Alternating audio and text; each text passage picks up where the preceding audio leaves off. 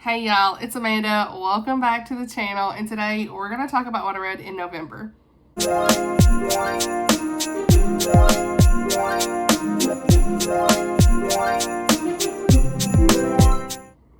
Alright y'all, so it is December 7th whenever I'm filming this on Sunday. We just got back from church and Blake and little man are hanging out in there, and I said I wasn't going to do this, but I haven't had any time to film late at night, and Blake was like, just go ahead and film your wrap up. We're just going to hang out in here. It's fine. You won't be too long. So here we are, but I really wanted to try to film this and get this out. So there's really not a lot of books to chat about here today. November was kind of one of those up and down months. A little bit slower reading happened, and that's totally great. So not as many audiobooks. Just kind of took time to do other things and played some games and relaxed, and that's always good. So we're going to chat about what I read in the month of November. The reviews are always going to be linked in the description box below for you guys. All the resources, shopping links, or if they're on Baker Bookhouse, Amazon, you already know the drill. You already know the drill. The reviews are on my blog as well. And so before we get into this wrap up, I do want to kind of have some logistics here, but I just want to mention that after the 15th, whatever upload I have on that day, I think on the 15th, I'm going to have my Bible journal video come out, because I did do some Bible journaling and I have some entries I want to show you guys and things like that. And then it'll be probably a shorter video. Who knows? I always say that, but I feel like it won't be certainly like an hour or anything like that. But this that's going to be my upload on the 15th, I know. I also have a contemporary fiction video for some recommendations. It's already done. Just for logistic purposes, I want to mention that I do plan to take a YouTube break after the 15th. So I won't be back till like January 1st time, or somewhere around in there, the first week of January. For a few reasons, you know, we had some conversations recently about I need to take breaks, and you guys are super awesome about that. If you've missed it, there's plenty of videos I have uploaded over the last month. I had like a whole week where I uploaded a bunch of videos. So please feel free to go check that out. I will link the playlist and all the resources down below for you guys to check that out too, in case you missed some of the most recent uploads. But I need to take a break, and anything that I do film, I'm just going to like hold it until I'm ready for the month of January. But I don't really plan to film a whole lot during Christmas. I'm just going to hang out with family and, you know, kind of focus on the Lord and whatever that looks like for me. And I have some time off, of course. It's Christmas kind of falls on a good week, I guess, because you've got, was it Wednesday and Thursday, and I am taking that Friday off. So have a little extended weekend with my family and whatnot. So yeah, I just want to like rest and not have to worry about content. But in January, I do plan to do, like, of course, the favorite books of the year. I've already kind of been working on some posts for that for Instagram. My least favorite books of the year, or most disappointing. I'm also working on, of course, like a reading goals video, or why I'm not setting reading goals in 2026 video. So there's a lot of things to come in January. January is always a really fun time for content. So yeah, more to come in the month of January. This cat, he's wanting in here. Anyway, more to come in the month of January for those things. So with the logistics out the way, let's go ahead and talk about the books that I read in November. So first up, I want to talk about Playing for Keeps by Mandi. I think I already talked about this in another video, but I did not include it in my last wrap-up video. And I technically read this in October, but I forgot to put it in here. And now that I got my physical copy, let's just go ahead and talk about it. This is really great for Christmas, you guys. Like, I love her Christmas novellas. Mandi has these really cute Christian Christmas novella romances. Like, they're just super cute. This is a second chance romance. We got Justin and Caroline, and it's a very sweet read. Obviously, it's Mandi, you already know. Like I said, we got Justin and Caroline, and there's like a family feud in this book. Their families have hated each other for decades, and Caroline asked Justin to be her pretend boyfriend one day many years ago, and their spur of the moment kiss turns into this secret romance. And kind of like a Romeo and Juliet story, I guess, if you will, because there's like the feuding families. Cut to many years later, they still love each other, as things would have it. They kind of went their separate ways unwillingly. And Caroline now owns this bakery, and no guy, she's not really dated. Well, she has dated, but no guy that she's ever dated really has lived up to Justin for her. And so she's been hung up on him, technically in the back of her mind, for years. And Justin being back in town after escaping his abusive father many years ago, he's kind of ready to work things out with Caroline, if it be in the Lord's will for them. And so there you go, there's a story. Lots of good Christmas elements, family, faith, always, you already know. This can be read as a standalone, but it's part of the Christmas and Redemption Ridge series, which is a multi-author series. Lots and lots of books in this series that I still want to get to, but again, we've got good themes of forgiveness and grace, as Mandi is always pointing the reader to Jesus. Highly recommend. So I gave this one a 4-star. The only reason it wasn't quite like a 5-star favorite, Healing the Cowboy is like 5-star favorite for me. I think out of this whole series, it's my favorite of hers. The only reason it wasn't is because I'm not a second chance girly a whole lot. And sometimes second chance can be really hard for me with some flashbacks and things. So that's a me thing. That's not a Mandi thing. It's still a really great Christmas read that I'd highly recommend you guys check out. Next up, we have got Tempest at Annabel's Lighthouse by Jaime Wright.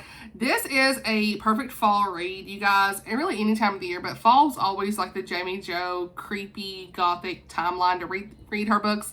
I give this 4 stars. This one does not stand out for me among my favorites of hers, but it was still really good.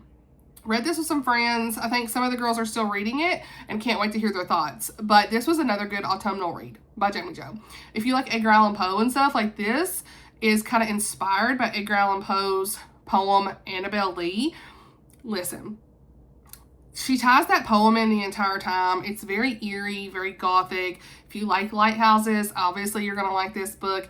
It's really hard to talk about this book without spoiling it. So all I'm going to say, it's very haunting. Jaime Jo knows how to tell these suspenseful timelines and mysteries and gothic atmosphere. It's like really just the vibes. I mean, it's just like, I don't even know what to say. It's just the setting, like the lighthouse, and like she's wrote books about a lighthouse, a theater, a greenhouse, like all this stuff. And it's like, that is always feels like a main character. Like it really does. It's so descriptive. It's very well done. It's a dual timeline. We have Rebecca, who is a battered woman in 1874 who wakes up with no idea of her past. And then we follow Shay in modern day, who is like this author who's seeking refuge from her crumbling marriage and all this stuff. And both women pretty much find themselves drawn to this isolated lighthouse with this lingering presence, if you will, of Annabel. And you're like trying to figure out Annabel's story. It's very typical in her storylines to have that type of stuff with the dual timelines where they can interconnect and things like that.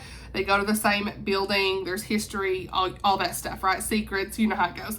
The ending, honestly, took me out, though. I had to ask one of my friends who had read it. I'm like, is this what this is saying? Because I was like, wait, what? So I don't even know what to say. This has some trigger warnings, though, of harassment, semi-detailed violence, and abuse, death. Be aware of some of those things and themes in this book. It's more like mental health related as well, that there's so much going on in this. But it's hard to talk about without spoiling it. So, like, that's all I can tell you. He has a really good way of explaining things by the end of her stories, always, I feel like. So, yeah, it's a 4-star. It certainly isn't like one that stands out among the crowd for me of hers, like the Spectres in the Glass House or like Barlow Theater or the Castle Moreau books. Like, those are my top 3. But like, it's still a pretty good one. So yeah, glad I finished another Jaime Jo. She is on my list to read to zero at some point. This book I do not own, and that is Prowl by Coble. I had this on NetGalley, and I also got the audio from somewhere. I don't remember if I got the audio from NetGalley or if I just bought it from the library. Either way, this is book 2 in Colleen's Sanctuary series, and I gave this 4 stars. Thought it was pretty good. It is a romantic suspense. Obviously, Christian fiction is what Colleen writes. There's like animal sanctuary stuff in this. There's like that faith over fear thread. And it's book 2 in the series. And you do need to read book 1, which is Ambush. So I think you need to read book 1 before you read this one, because it just picks up right from where you left off in book 1. So you'll be spoiled if you don't. But this one has, again, a lot of fast-paced suspense, romance that's continued on from Blake in Paradise. So there's a crazy introduction of this book, though. A body is found in the beginning of this book with an Indian tiger enclosure. Okay? And right away, you need to know all the things. Like, right away, I was like, oh my goodness, what? So somebody ends up being killed by this tiger, and you're immediately invested in that aspect because it's so suspenseful. I think I would like a little bit more of the romance in this, but it's still pretty good. It's, again, good audiobook narration. Colleen always has good audiobook narrators, I feel like. In this, we are back with Blake and Paradise for book 1. Like I said, their second chance romance kind of continues. Their relationship is growing amid all this chaos that they're ensued in. We're following a lot of different mysteries. You got this one that's like Paradise's DNA results missing, and there's this murder of this woman at the beginning of the book, like I said, and a few other little things here and there. So it's definitely what I would recommend if you like animals, fast-paced suspense, a little bit of faith moments, like a light faith moments in these books. Like, pick these up. I think personally I do like the Annie Peterson trilogy like a lot better than this series, but I've still enjoyed this series like as a general romantic suspense. I don't feel the need to own this series. It's just, but it's a good one to like listen on audiobook. I enjoy them, you know, but the Edge of Dusk, Break of Day, and I can't remember book 2, but Edge of Dusk is book 1. I have loved those so much. Those are my favorites of hers. All right, y'all. So I want to talk about a book that I decided not to read, Hearts in Circulation by Sarah Monson. I did mark this as kind of a DNF, but I did not really go through it and read it at all, really. I don't know how to explain this. I saw a review from my very close friend. I'll leave her review down below, but I trust her, and me and her had a conversation about it, and it wasn't for her. And so when me and her have very similar boundaries when it comes to romance, and so this is a Christian fiction, and it had definitely some lines almost crossed, if not crossed, in a steamy makeout, close forced proximity scene in a bed. And I just feel like this wasn't going to be for me. I actually found the scene she was talking about. I read through it and I was like, yeah, this is a bit more lustful than I probably would like personally. There's also not really any faith moments in this, maybe 1 or 2 from what I've understood. If I was to read this, it probably would be like a 2 or 3 star, but I've been really kind of watching my convictions, right? And like if something doesn't sound like it's going to be for me, or if it's a bit more borderline on the sexual content than I probably would like, then I'm probably just not going to even attempt it, because I don't want to like go through a book for the sake of reading it only to get to the end of it and be like, yeah, that probably wasn't for me. But yeah, just from what she said and me kind of scanning through some of the bits, I was like, yeah, this is probably not going to be for me. A lot of other people have enjoyed it, so I'm probably just going to pass this on to someone else. But just, you know, take me with a grain of salt. A lot of people have enjoyed this one, but I didn't think this one was going to be for me. I did love her book, though, Kiss Me on Christmas. That one was actually a really cute novella that had this little boy with autism, and I would recommend that one. I loved it so much. But you know, this one just wasn't going to be for me, I don't think, so I'm just going to pass it on to someone else. But next, I did finish reading The Royal Artisan by Tessa Afshar. This is book 2 in Queen Esther's Court series. I gave this a 4 star. Tessa, once again, gives us a beautiful blend of biblical history, like a little bit of romance. This is primarily actually a romance, I feel like, but also a little bit of mystery, all in these royal courts of ancient Persia. Tessa has a gift for biblical fiction. Like, I always love her stories. In this one, we follow Susanna. I'm not saying her name right, probably, but Susanna, I don't even know. Susanna. We're going to say Susanna. She's a very talented Jewish artisan whose pottery is very well known. And so she has this secret identity that puts her in danger under the rule of Haman. Haman? Is that how you say it? See, I don't even know. Haman. See, I can't even remember how you say it. Anyway, her parents passed away many years ago, and so for the last 12 years, her parents' friend has watched over her and worked with her. And so in comes Jaden, the man who broke her heart many years ago, so it's a little bit of second chance here, and he is now unexpectedly assigned to protect her, uncover some threats, I should say. And so love the interactions with Susanna, names, again, the characters. I love their interactions. Their little romance was cute. I feel like some of it was a little bit more slow than I probably would have liked. There were some parts I didn't connect with as much, but overall, I still really enjoyed it. I'd recommend it. It's a good biblical fiction. Honestly, don't know a whole lot about Esther, Queen Esther. I need to do a Bible study on it. I bought me a Bible study recently for Queen Esther, for Esther, because I really want to deep dive into that and learn more of the biblical history of it after reading some of the first 2 books in the series. The Queen's Cook was a 5-star read for me and loved it. And so in this one, you've got, again, Queen Esther and a different kind of look at her again as a character in this book. So yeah, really enjoyed this one. 4 stars. Always love a good Tessa Afshar, you guys. Always love a good Tessa Afshar. The next book I finally finished was The Wild Card by Emma St. Clair. This is a clean rom-com, closed-door rom-com, and it's in the Sheet Cake Texas series. I still have not read books 2 and 3. I probably need to, but it's fine. I think you could read this as a standalone. I don't think I was spoiled really by much. I mean, honestly, with a lot of these books, you can read them, but it's not going to be like spoilery as much because you know the couples in the books, you know, end up together kind of thing when you read the synopsis in books 2 and 3, I'm sure. So it is what it is. But I do plan to go back and read The Bluff and The Pocket Pair. But we've got this fake dating rom-com, lots of humor. You already know. There's this Neighborly app, which is kind of like, oh, what's that neighbor? There's a neighbor app I've seen. I couldn't even tell you what it is. But anyway, there's a Neighborly app in this. It's fun. Small town, forced proximity. There's family with these friends and all these things. And our main characters are Molly and Colin. And so Molly is ready for a fresh start. So she runs to Texas to kind of outrun her problems, only to run into a bigger one. She needs a fake boyfriend for her job circumstances. Here comes Colin. She ropes him up into the scheme, all the things. And unfortunately, it's the one guy she really, unfortunately, doesn't realize who he was. I'm not going to say, but leaves a lot of family shenanigans with that. So, yeah, that's about all I'm going to say with it. It was cute. Lots of mishaps, rom-com mishaps. You know, you keep rooting for the characters. The fake relationship was cute. It was one of those, like, awkward moments, but, you know, some good emotions. You know, they find the real feelings real quick. I think the Neighborly app was fun with a lot of the chats back and forth. So, it's like a good, cozy feel. If you like fake dating, forced proximity, complicated family stuff, small towns, the found family, all the things, good friends, pick this up. I always love a good Emma St. Clair. Next up, I finished reading The Prince Warriors by Priscilla Shirer. This was Chrissy's book club read from the Purple Pages book club. I still need to go back and watch her video on this. I haven't had time. But this is giving like Pilgrim's Progress, Narnia feel. It's got adventure. It's perfect for young readers. It's Christian fantasy. And it's also got found family. This was a 4-star read as well for me. I had a lot of 4 stars this month. I had one 4.5 star, y'all. What?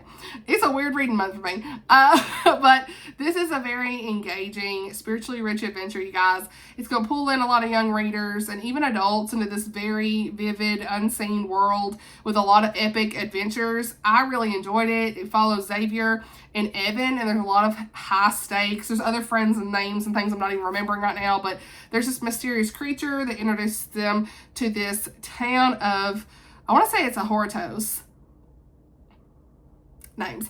The town, the area, okay? This is a true realm where there's a lot of spiritual warfare, spiritual battles that's being fought. The story goes on from here. You see these ordinary kids as these prince warriors in battle, and the message is clear in this book. There's great Christian allegory, I feel like. You have everything you need. God is with you. The armor of God is right there with you. We have the strength with him to fight the battles that we need to face.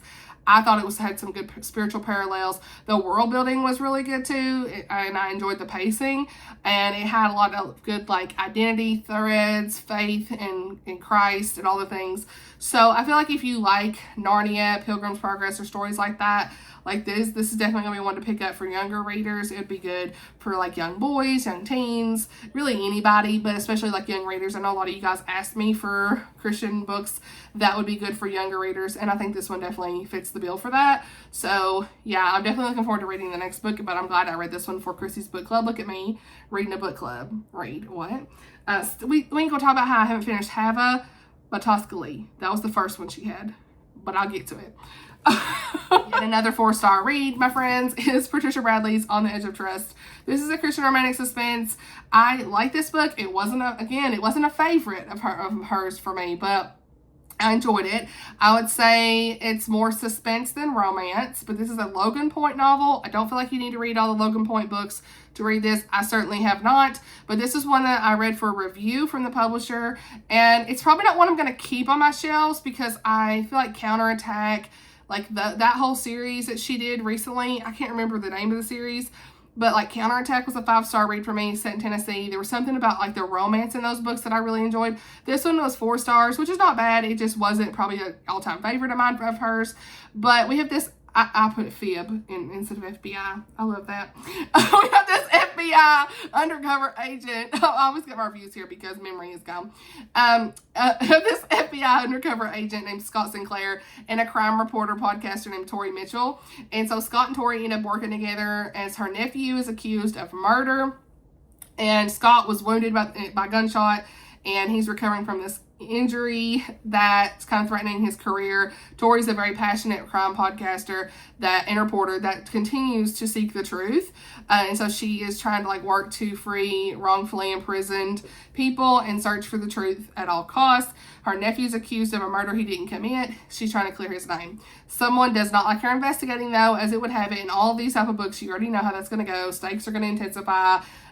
Scott and Tori are going to connect romance. You know the drill. It's kind of like repeat salad in a way, honestly, but I still enjoyed the audiobook, but I would say it was just fine. I like the faith bits in this, but I do feel like the faith could have been explored a little bit more personally with Tori's journey, but I did like the faith that was there. Scott was a previous alcoholic, so you saw a little bit of his redemption story. But yeah, I've read a lot of Patricia Bradley's books. I've enjoyed them. They're good. I would recommend them. They're good Christian romantic suspense. I don't feel like I was in the mood for Christian romantic suspense when I tried to read this, and that's probably part of the issue with it. But it's fine. It was not bad. It was good. I wasn't in the mood for it, honestly, I don't think. But I listened to the audiobook and I liked the narration. It was fine. So, On the Edge of Trust, 4 stars, ready for review. Glad that I finished it and looking forward to reading more of her books as they come out. So, next up we have got Cori Lynn's Hearts Under Fire. And you guys, I finally read it. Yay, we love to see it.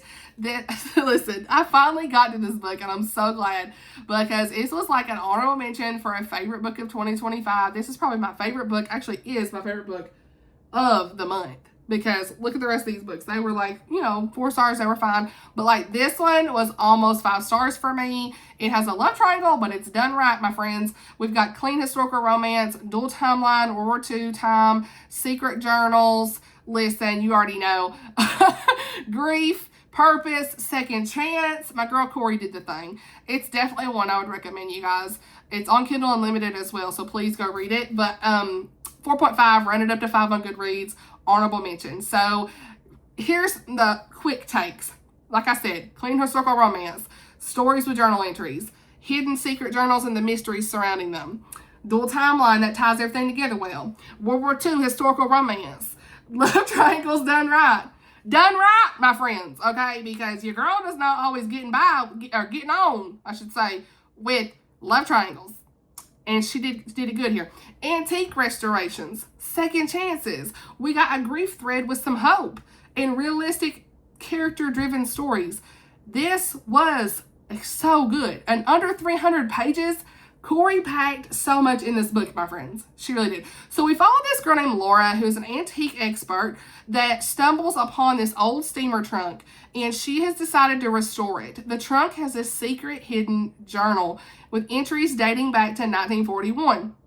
Laura finds herself so engaged in reading these journal entries that's filled with stories from Ava and her high school sweetheart, Dean, that she continues to read them. She need to know. So World War II is upon them. Ava's story turns into Dean leaving for war, and there's these letters that Dean and her are writing back and forth. Tragedy strikes, of course, on both sides for Laura and Ava, and you as the reader, you're left wondering what's going to happen next. I was in a chokehold. I needed to know all the things. I read this with my friend Jeanette, and this is how I can tell you guys that it was we needed to know. Jeanette normally will not finish 2 books in one day, but she broke her rule before her reading journal. She broke her rule and finished this book also with me at the same time, late at night. We were almost at midnight trying to finish this book because we both had to know. That's how good the ending was. I can't say too much more, but I love how Cori had this character-driven story with Laura. She really learned a lot from Ava and tied in a lot of what she was going through her own personal life in the modern day back in the history with Ava, and you saw struggles with grief and how she's learning to grow and heal. And I know I mentioned the love triangle. I'm normally not one for love triangles, but again, Cori did it right because we see this realistic view of what people struggled with when they were waiting on their loved ones to return for more. There's no cheating in this book. There's no cheating. But there's worries, and there's letters, and there's doubt, and there's grief, and there's a respectful friendship with Grayson and Ava as friends. And I really appreciate how they handled that. They had the boundaries. It just felt real. There was respect in that relationship. And so I'm so glad to have read this book. I can't say much more. Pick it up. Go in blind, honey. Get to it. As far as content warnings, there's mentions of loss of a loved one. Grief from that loss is shown. There's some small war details. Clean romance. Kisses only.